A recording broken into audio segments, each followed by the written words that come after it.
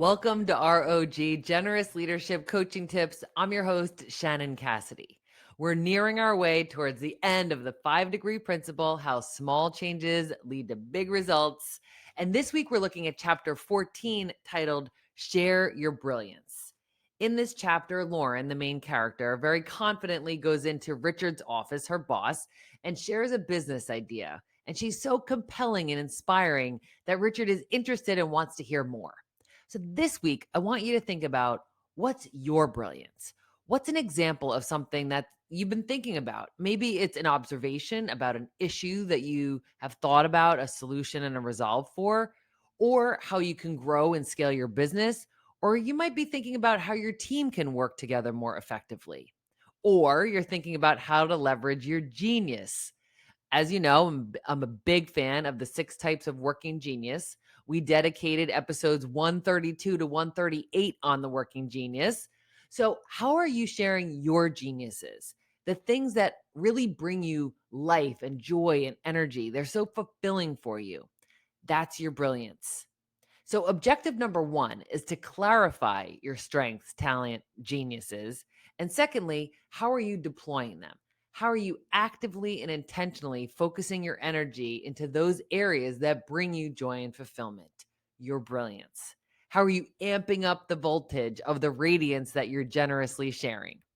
The opening quote of this chapter 14 is from Dr. Maya Angelou, one of my all time favorites. And she says, "When you know better, you do better."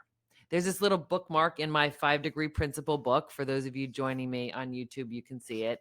And it says, "Every step counts." Every step on your journey counts. How are you growing and evolving and changing?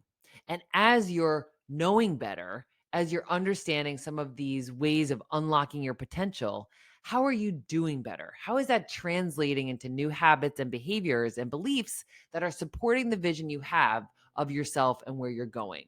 Knowing better, doing better. If you're feeling any kind of guilt or shame about knowing better and not yet doing better, I want to equip you with 2 things. One is a pair of words called until today. Sometimes we get access to information and we think, oh, I wish I knew that before, or that really would have helped me in this past situation. So let's attempt to reduce guilt and shame, because that's just not a productive use of our time, and instead say until today. Until today, it didn't occur to me that I could use that tool in this situation to get a better outcome. Or until today, I didn't even know that I was getting in my own way. Another is an adverb or conjunction, and it's the word yet. Yet is a word that's indicative of a growth mindset. It means that I haven't mastered that yet, or this hasn't become a part of my daily habits yet, or I'm not an expert or masterful yet. So that word leaves the room and the grace and space for us to evolve into that. So as you're thinking about these things and the ways that you want to work and the ways you want to improve, be generous with yourself and recognize that we're all a work in progress. So this week, own your value, worthiness, strengths, geniuses, and brilliance, and then act.